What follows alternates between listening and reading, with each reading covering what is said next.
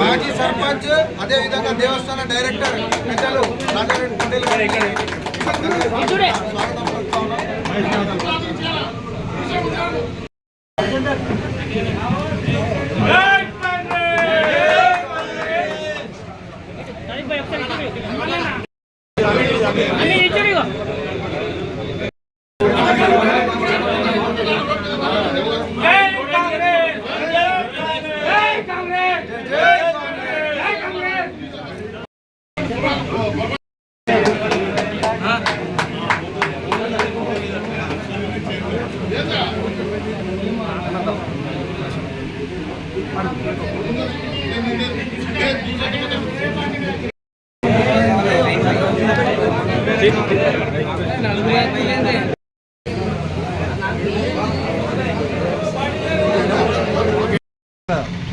మొన్న జరిగినటువంటి అసెంబ్లీ ఎన్నికల్లో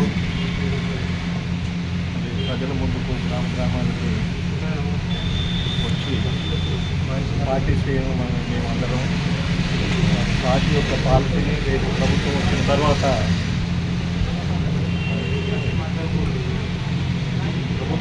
తర్వాత చేయబోయే కార్యక్రమాలను మరి ముఖ్యంగా 6 గ్యారెంటీలను 100 రోజులనే మొదలు పెడతామని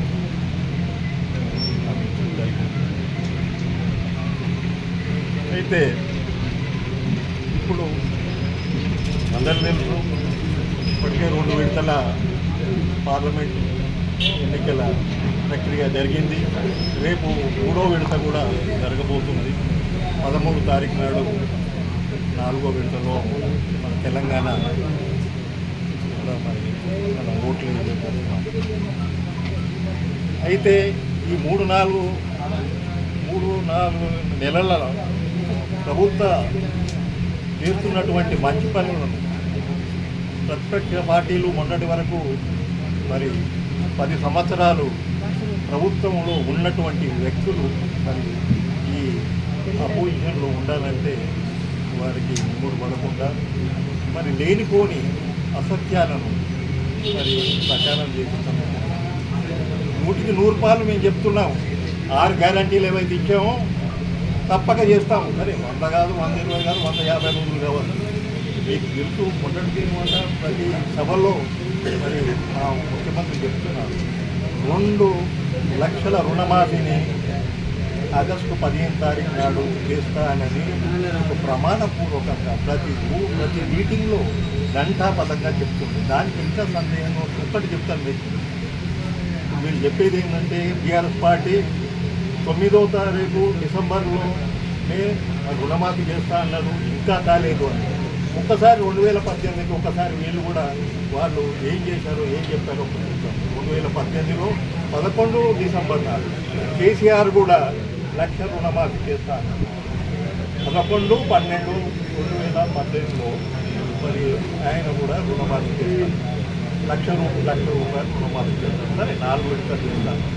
దాన్ని మరి ఏ విధంగా తీసుకుపోయిండు ముందుకి, ఏ విధంగా చేస్తుందంటే మరి మార్చిలో ఒక జీవో వచ్చింది. మార్చి అంటే మనం ఏమనుకుంటాము 18 డిసెంబర్లో అంటే 19 మార్చిలో ఏమన్నా మరి ఆ ప్రక్రియ మరి రుణమాఫీ గురించి ముందుకు పోయిందని అనుకుంటాం. కానీ 2020 మార్చి 17 నాడు ఒక జీవో ఇచ్చారు, 148 జీవోగా చెప్పండి.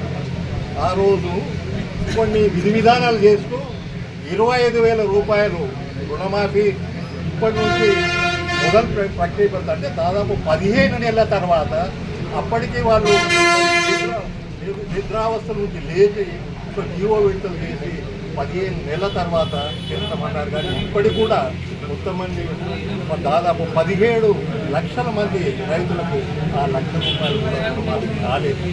మరి అట్లాంటి ఆ పార్టీకి నిజంగా హక్కు ఉందా రుణమాఫీ గురించి? మరి మేము రుణమాఫీ చేస్తా ఉన్నాం, 2 లక్షలు రుణమాఫీ కూడా ఒకేసారి చేస్తామన్నాం. దానికి మరి మన ముఖ్యమంత్రి గారు మరి అంత గట్టిగా మరి భరోసా ఇచ్చుకుంటూ ప్రమాణపూర్వకంగా చెప్తుంటే ఇంకా నమ్మకపోవడం ఏంటి? ఇక రెండవది బోనస్ గురించి ఇంకా రాకపోయే బోనస్ అనేది మీరైతే ఎప్పుడైనా ఇచ్చేనా ఇవ్వలేదు. ఒకసారి మనం పాత విషయాలు చూసుకుంటే 2 ఏళ్ల కింద మనం చూసుకుంటే అన్నవరి ఏమన్నారు కేసీఆర్ గారు, అన్నవరి పండించండి కానీ మనం ఎందుకంటే మనం తినేది అదే బియ్యం అని అన్నారు. దానికి అప్పటి నుంచి రైతాంగ సమాఖ్యలు ఉంది, మేధావులు ఉంది. అన్నవరి అనేది తక్కువ పడుతుంది, రైతులకు మరి దాంట్లో నష్టపోతారు. కాబట్టి మీరు ఎంతో అంతో కొద్దిగా మరి బోనస్ లాంటిది ₹200 ప్రకటించమన్నారు. ఆయన కూడా ప్రకటిస్తే అన్న 200 ఆ 200 పక్కా లేదు ఇప్పటికీ. మరి ఇంకా బోనస్ గురించి వాళ్ళు మాట్లాడవసరం. ఇప్పుడు బోనస్ గురించి ఈ వర్షాకాలం పంటకు ఇస్తామని చాలా క్లారిటీగా చెప్తున్నారు. దీనికోసం బోనస్ ఇవ్వాలంటే వివిధ రాష్ట్రాల నుంచి స్టడీ చేసినట్టుంటే కొన్ని ఎకరాల మీద అంటే ఎకరాలంటే పంట విస్తీర్ణం మీద కొంతమంది చేస్తున్నారు, పంట క్వింటాల మీద కొంత ఇస్తున్నారు. అయితే క్వింటాలు కూడా మరి వేరే రాష్ట్రాలు ఏదైనా ఇప్పుడు బీజేపీ పార్టీ రాష్ట్రాలు చూస్తే ఉన్నటి వరకు 15 క్వింటాలకి 30 క్వింటాల వల్ల యావరేజ్ అక్కడ పండేది దాన్ని 15 క్వింటాలకే ఇస్తున్నారు. అయితే దీనికన్నా మన దగ్గర ఏమవుతుందంటే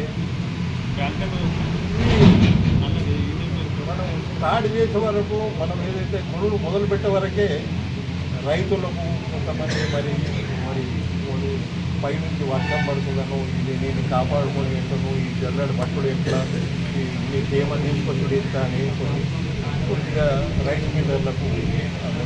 కానీ ఇప్పటికైనా ఇవన్నిటికీ సరిదిద్ది ప్రతి గింజను మరి ప్రభుత్వమే కొనేటట్టు మరి ఒక కార్యక్రమాన్ని తీసుకుపోవాలని, అదేవిధంగా మరి క్వింటాల్గా లేకుంటే హెక్టార్కు మరి ₹20,000 అనేదాన్ని చర్చించి ఇప్పటికే మన వ్యవసాయ మంత్రి నాగేశ్వరరావు గారు మేధావులతో కమిటీ వేసి చర్చిస్తున్నారు. దాన్ని బోనస్ అనేది 100% 500 కాదు, ఇంకా ఎక్కువ కూడా రావచ్చు. అక్కడ దాని గురించి కూడా మనం దాన్ని గురించి కాదు. కానీ నేను అప్పటికే ఎవరు కూడా మీరు ఇప్పటికి కట్టకండి, మీరు ఆగండి అని చెప్పాను. అప్పటికి దానివల్ల ఈ గంభీరాపేట సొసైటీకి ₹1,75,00,000 రుణమాఫీ అయింది. అదేవిధంగా సొసైటీకి కూడా అయింది. దాదాపు ₹3,00,00,000 అది ఎవరు జరిగింది కాంగ్రెస్ ప్రభుత్వం. ఇక అన్నిటికన్నా ముఖ్యమైనది అంటే ఇప్పుడు ఏంటంటే ఇంకొకటి స్కీమ్ ఏదైతే ఉందో విద్యార్థులకు దానికి ఒక కార్డు 5 గ్యారెంటీ అన్నాం కదా. మరి ఒక్కసారి మీరు ఆలోచించండి, అప్పుడు రాజశేఖర్ రెడ్డి గారు ఫీజు రీఎంబర్స్మెంట్ చేసింది చేసింది రోజు కాంగ్రెస్ ప్రభుత్వం కాదా? అదే దానిలో భాగంగానే ఇది విద్యా సంవత్సరం రాలే, మన జూన్ నెలలో వస్తుంది. కాబట్టి అది కూడా కంప్లీట్ అవుతుంది. ఇంటర్నేషనల్ స్కూల్ అనేది కూడా ప్రతి మండలానికి కూడా ఇప్పటికే స్థల సేకరణ చేయడం జరుగుతుంది. మన దగ్గర ఒకటి ఉంది పీజీ, దాన్ని మనం అలాంటి దాన్ని ప్రతి మండలాల్లో కూడా మరి అలాంటి స్కూల్ వస్తాయి.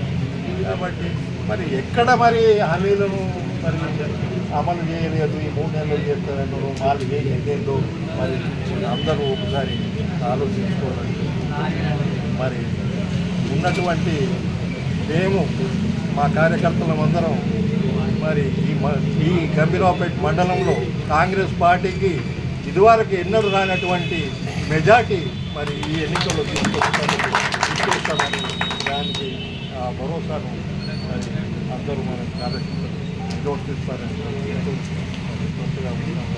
అందరికీ ధన్యవాదాలు.